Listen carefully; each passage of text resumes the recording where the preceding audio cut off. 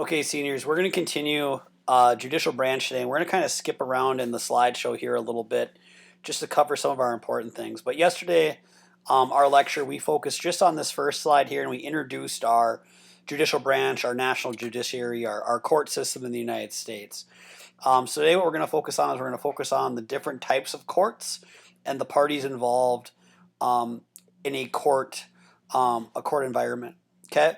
So I'd understand that we have two different types of courts. We have what are called trials courts. We have what are called an appeals court. Okay, a trials court is usually going to hold original jurisdiction, whether it's on the state level or the federal level. Okay, but in a trials court, this is where you have a judge, you have a jury. Oftentimes, that jury is going to decide guilt or innocence. The judge is going to preside over the case, and then you're going to have attorneys, a defense attorney and a prosecuting attorney that argue against each other. Okay, oftentimes people in a trial will get called up to testify, to give testimony, spoken testimony in court, and sometimes those individuals are subpoenaed by the court to appear. It's a court order that they must appear based on the testimony and the summative evidence. The jury then makes a decision on a case, guilty or not guilty. As far as parties in a case, the parties to understand here are the plaintiff and defendant. So the plaintiff is the party that is bringing legal action. Okay, so think in a criminal case, when a person violates a state or a federal law, the plaintiff is always going to be the government. Okay, whether it's a city government, a county government, or the U.S. federal government, the plaintiff is always the party that's bringing action against somebody. So in a criminal case, when a criminal law has been broken, i.e. murder, drug trafficking, speeding, DUI, shoplifting, whatever it might be, anything that's criminal, the plaintiff is always going to be the government. Okay, the prosecuting attorney is the attorney that is trying to prove guilt. Okay, that is their primary function, is to prosecute the case and attempt to prove guilt. The party that is having charges brought forth against them or responding to the plaintiff, depending on how you look at it, is the party that has maybe been accused of the crime, or in a civil case, is the party that's being sued. Okay, that person will usually have a defense attorney. That defense attorney might be somebody they hired. It might be court appointed, kind of depending on circumstances. But nonetheless, those are the main parties here to be aware of. Now, I would understand that, again, this is focusing on trials courts, okay, which oftentimes will always hear a case first, whether it's at the state or the federal level. But understand that the losing party can appeal their case to a higher court, basically meaning they can ask for their case to be reviewed. And that's kind of where things get a little bit complicated, because appeals courts have the power to not accept cases. Okay, so that's kind of the essential difference here. So we're going to skip through some of this here, talking about jury selection and amendments and such, and we're going to skip to appeals courts. So understand that the job of an appeals court is to review the decision of a lower court. Okay, usually meaning that they are going to review the decision of a trials court. One of the parties, defense or the prosecution, is going to ask for a review of the case. And what's going to happen is one of the other parties is going to say they want the trial to stand. Okay? Understand the big difference in an appeals court is that there is no jury at this point in time, and appeals courts do not determine guilt or innocence. Appeals courts determine whether rights were violated or not, or if protocols were not followed during the trial. Okay? In an appeals court like the U.S. Supreme Court or the U.S. Circuit Court or the state Supreme Court, the decision on the case is made by a panel of judges, usually an odd number, 5, 7, 9, okay, where you have an odd number of judges. They're going to rule on it, majority wins, and that's the way the case is handled. Okay, so that's an appeals court. Again, these appeals courts are looking for what is called error of law, maybe where there was some sort of error in a trial, the wrong instructions were given to a jury, evidence was brought up that was inadmissible, things of that nature. Or if they determine that constitutional rights, like an unreasonable search and seizure, was conducted, or if questioning wasn't done properly, things like that. They're looking for error of law to see if there was an error made within the trial. Usually what's going to happen next then is that appeals court is going to write what they call an opinion, and that opinion is the written decision of the court. So let's say you have the Supreme Court, 9 members, and let's say you have 5 members that feel like the defendant is in the right. That is the majority decision, and ultimately that decision made by the court will be the one that stands. those 5 judges would write together what's called a majority opinion. And that majority opinion would explain the decision of the court and why. Okay? Now, on the complete opposite end of that, the 4 judges that did not agree with the majority, they're called the dissenters. Those dissenters would write a dissenting opinion explaining why they disagreed with the majority. Okay, pretty straightforward.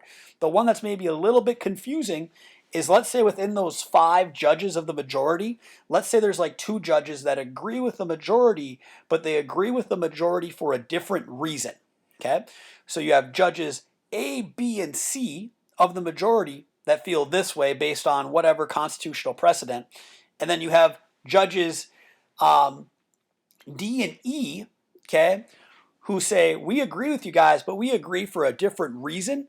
We're still a part of the majority opinion, but we're going to write a concurring opinion explaining why we stand with the majority, but for a different reason. So they're concurring, they're agreeing with the majority, but for a different reason. They would write what is called a concurring opinion. Okay? Understand that in a higher court, i.e. an appeals court, the decision that is made oftentimes comes off a previous precedent from a previous case, oftentimes like a Supreme Court case. And when a decision is made by a higher court, like say a federal circuit court or a state Supreme Court, for example, that is viewed as, it's treated like the same way as a law. They call it case law. And case law is developed from decisions made in previous cases. And it's treated like that. It's treated like a law. And the only way to change it is for the court to re-examine the same issue and rule on it differently. So that's kind of a big deal. Okay? Continuing along here, this is all still material that we need to cover. Understand that the state courts oftentimes hold original jurisdiction, the state trials courts, that they are going to oftentimes always hear a case first. A state trials court will. Okay? They can hear cases that deal with state and or federal law. Kind of just depends. The issue here is if the federal government comes in, then they get to take the case. Okay, the feds kind of get the say-so in this. Okay, so understanding that we're thinking of this as levels. The trials court's the first level of court, first level of jurisdiction. They're usually always going to hear a case first. That next step up is the appeals court. Okay, in North Dakota, we only have one state appeals court, and it's called the North Dakota Supreme Court. There is no other higher court in the state to appeal to after the North Dakota State Supreme Court. So let's say Bob gets in trouble for something. Bob is found guilty. Bob appeals his case to the North Dakota Supreme Court. The North Dakota Supreme Court decides to reverse the decision of the lower court.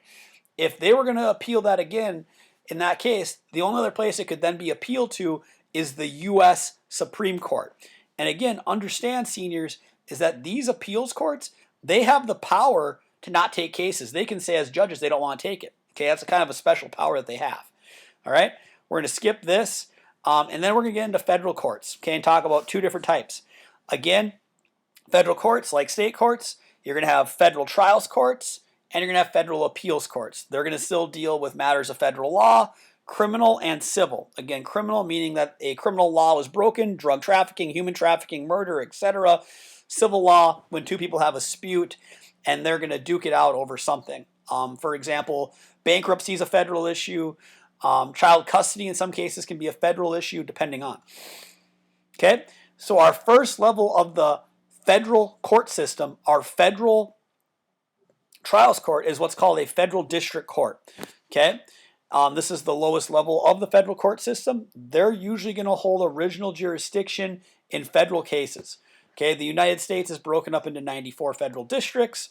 North Dakota makes up one of those districts. I would understand that bankruptcy is actually the most filed case at the federal level. Okay, the next level up from that is what we call the federal circuit courts or the federal appeals courts. All right, so we have federal district court. This is the trials court. If a case were to be appealed from federal district court, the next court it would get heard in is a federal circuit court. So we have 13 circuits nationally. Okay, and you see North Dakota here, we're a part of the 8th Circuit. So let's just say, for the sake of argument, a federal case in North Dakota gets appealed because we're a part of the 8th Circuit. Our circuit court for the 8th Circuit is located in St. Louis, Missouri. Okay, so the next place that federal case would be heard would be in St. Louis. And again, understand, seniors, is that these circuit courts, these federal appeals courts, they can say no. They don't have to take the case. Now, I would though understand is that the federal circuit courts take more cases than the U.S. Supreme Court. The U.S. Supreme Court, the highest court in the United States, an appeals court, does not take nearly the same amount of cases as the federal circuit court, and the federal circuit courts, because they're an appeals court, do not take nearly the same number of cases as federal district court. Okay, so we'll leave off there. Tomorrow we'll talk more about the Supreme Court. Please let me know if you have questions.